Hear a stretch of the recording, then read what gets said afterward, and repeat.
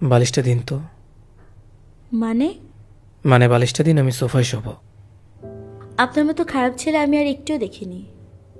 হুম। আজব ব্যাপার, আমি আপনাকে খারাপ বললাম আর আপনি রিয়েক্ট করবেন না। রিয়াক্ট করার কি আছে? আমাকে যদি কেউ খারাপ বলে তাহলে আমার মাথা গরম হয়ে যায়। ভালো, তবে সত্যি বললে আমি রিয়াক্ট করি না। আমি খারাপ, আমি জানি। মেয়েরা আপনার কি ক্ষতি করেছে শুনি? কিছু না। কিছু না, তাহলে মেয়েদেরকে অবিশ্বাস করেন কেন? কোনো মেয়েকেই বিশ্বাস করেন না, সমস্যা কি আপনার? আমার ইচ্ছে। আপনার ইচ্ছে হলেই তো হবে না। নিজের প্রতি নিজের অধিকার মানুষেরই থাকে। থাকে, কিন্তু সেটা একটা ভুল ধারণায় কেন? জানি না। আচ্ছা, একটা কথা বলুন তো, কি? আপনি কি কোনোদিনও আমায় বিশ্বাস করবেন না? আমি আপনাকে অবিশ্বাস করি? বিশ্বাসও তো করেন না। অবিশ্বাসও করি না, বিশ্বাসও করি না। অবিশ্বাস পরে আমার দ্বারা আপনি কখনো অসম্মানিত, অপমানিত হবেন না, এটা নিশ্চিত থাকেন। আর ভালোবাসা, সেটা তো বিশ্বাস ছাড়া পূর্ণতা পায় না। আমি আপনাকে ভালোবাসবো সেটা কিভাবে ভাবলেন? কেন? নিজের স্ত্রীকে ভালোবাসতে আপনার অসুবিধে? আর তাছাড়া আমার অপরাধটা কোথায়? বিয়ের আগে আমি আপনাকে বলেছিলাম না আমি আপনাকে ভালোবাসতে পারবো না? বলেছিলেন, কিন্তু তাহলে আমার অপরাধ কোথায়? আপনি তো ভাঙা বিয়ে জোড়া লাগিয়েছেন। তারপরেও আমি আপনাকে অনেকবার বুঝিয়েছি, কিন্তু আপনি শুনেছেন একবারও? কিন্তু কেন? একটা মানুষ এরকম কেন হবে? বিরক্তিকর। আমি আপনাকে বিয়ের আগে বলিনি যে আমি আপনাকে ভালোবাসতে পারবো না? হ্যাঁ কি না? হ্যাঁ, কিন্তু তাহলে দয়া করে আপনি আপনার মতো থাকুন আর আমাকে আমার মতো থাকতে দিন, ঠিক আছে? না, কোনো ঠিক নেই। বিয়ের আগে কি বলেছিলেন সেটা এখন বলে কোনো লাভ নেই। আমি বিয়ের পর বিয়ের আগের কোনো কথা মানবও না, শুনবও না। আপনি জানেন আমি প্রচন্ড রাগ হলে কি করি? জানি তো, আপনার কি জানি না সেটা বলুন তো। আজব ক্যারেক্টার। আপনি জেনে শুনে থাপ্পড় খাবেন? তাতে সমস্যা কি? তাও তো আপনি আমাকে ছোবেন। বাসায় কেউ নেই, থাপ্পড় খেয়ে ফিট হয়ে পড়ে থাকলেও কেউ দেখতে আসবে না। না আসুক, যার আদর করার অধিকার আছে তার থাপ্পড় দেওয়ার অধিকার আছে। একটু বেশি হয়ে যাচ্ছে না? কি বেশি হয়ে যাচ্ছে? হোক বেশি, দেখি আপনি কি করেন। বিয়ের আগে আপনি সংসার চুক্তিতে কি বলেছিলেন মনে আছে? সব মনে করতে হবে না। প্রথমে বলেছিলেন আপনি বিয়ের পর স্ত্রীর অধিকার ফলাতে আসবেন না, মনে আছে? বিয়ের আগের কথা বা চুক্তি আমি মানব না বিয়ের পরে। এখানেও মিথ্যে বললেন। ভালো, আপনাকে বিশ্বাস করা যায়। দেখুন, এভাবে খোঁচা দিয়ে কথা বলবেন না। আমি শুধু জানি আপনি আমার স্বামী, আমি আপনার স্ত্রী, আর তাই আপনার আমাকে ভালোবাসতেই হবে। ভুলে যাবেন না, তালাক দেওয়ার একটা পদ্ধতি আছে।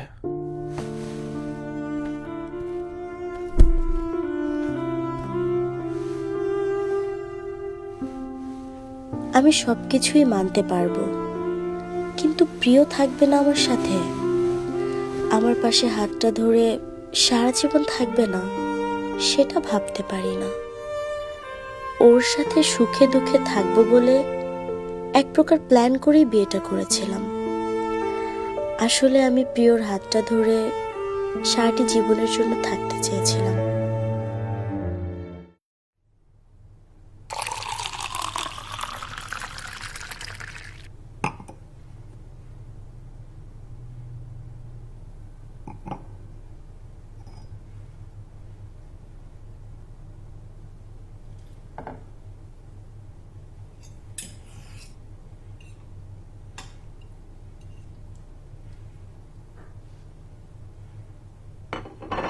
খাচ্ছেন না কেন আপনি? খাওয়ার সময় এত ফোন টিপতে হয় না। আমি খাবো না। আরে কোথায় যাচ্ছেন? খেয়ে যান। আপনি খান। আপনি না খেলে আমিও খাবো না।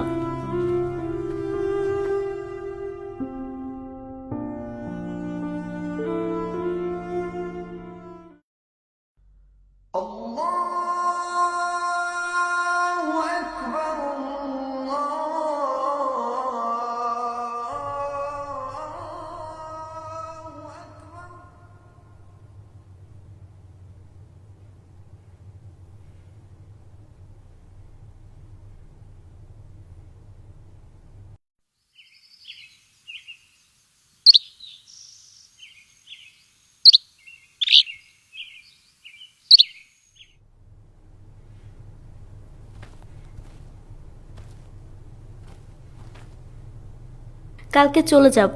ক্ষমা করবেন আমাকে সব কিছুর জন্য। হঠাৎ এই সিদ্ধান্ত? আসলে বুঝতে পারলাম শর্ত দিয়ে বা জোর করে আর যাই হোক ভালোবাসা হয় না। আর কয়টা দিন থেকে গেলে খুব অসুবিধা হয়।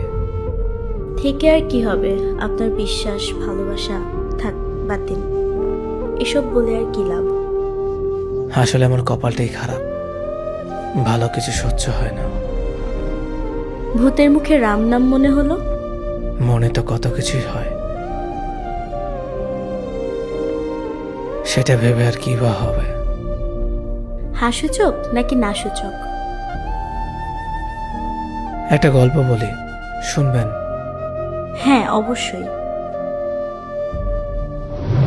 আস্তে কথা বলো, বাসায় একটা বাচ্চা আছে, ও শুনলে কি মনে করবে?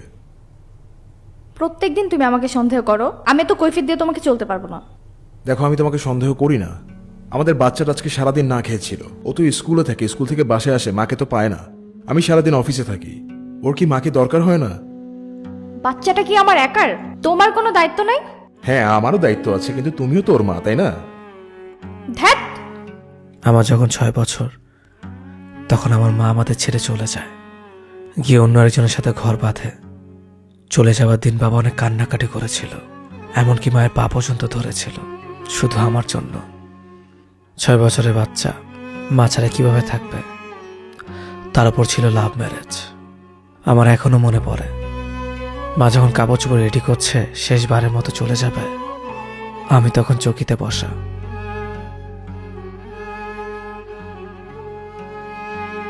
আমার কথাটা শুনো প্লিজ, আমার কথাটা একটাবার শুনো। আমার কথাটা একবার শুনো প্লিজ, তুমি যেও না, আমার কথাটা একটাবার শুনো। আমাদের ছেলেটা অনেক ছোট, তুমি আর ওকে একটা ছেড়ে কথা যেও না। তুমি আমার সাথে আর কোনো কথা বলবা না। আমি তোমার সাথে থাকতে পারতেছি না। আমার ছেলেটা এখন ওর মায়ের হাত ছাড়া ভাত খেতে পারে না, মা ছাড়া থাকতে পারে না। তো আমি কি করব? আস্তে আস্তে শিখে যাবে। আমার কথাটা একটাবার শুনো, তুমি যেও না ওকে ছেড়ে। তো আমি কি করব? তোমাকে হাত জোর করে বলতেছি, আমাদের ছেলেটা অনেক ছোট, আমি একা কিছু করতে পারবো না। তুমি না থাকলে আমি কিচ্ছু করতে পারবো না। আমার কথাটা একটাবার শোনো, আমাদের ছেলেটাকে ছেড়ে তুমি যেও না। আমি আর থাকতে Please, পারতেছি না, তুমি আমার যেও অশান্তি না। লাগতেছে। Please, আমি আর আমি পারতেছি তোমাকে না, প্লিজ প্লিজ। রিকোয়েস্ট করতেছি, পা ছাড়ো। আমাদের ছেলেকে ছেড়ে যেও পা না। ছাড়ো। ও তোমাকে ছেড়ে থাকতে পারবে না, ও মা ছাড়া কিছু বুঝে না, তুমি যেও না। আমার জন্য থাকতে হবে না, আমি তোমাকে প্লিজ রিকোয়েস্ট করতেছি, তুমি যেও না।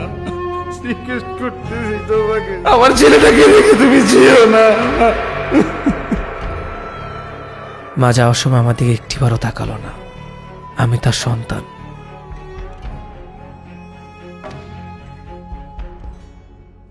এখানেই শেষ না, কদিন পর স্কুল শেষে বাসায় এসে দেখি বাবা ফ্যানে ঝুলছে।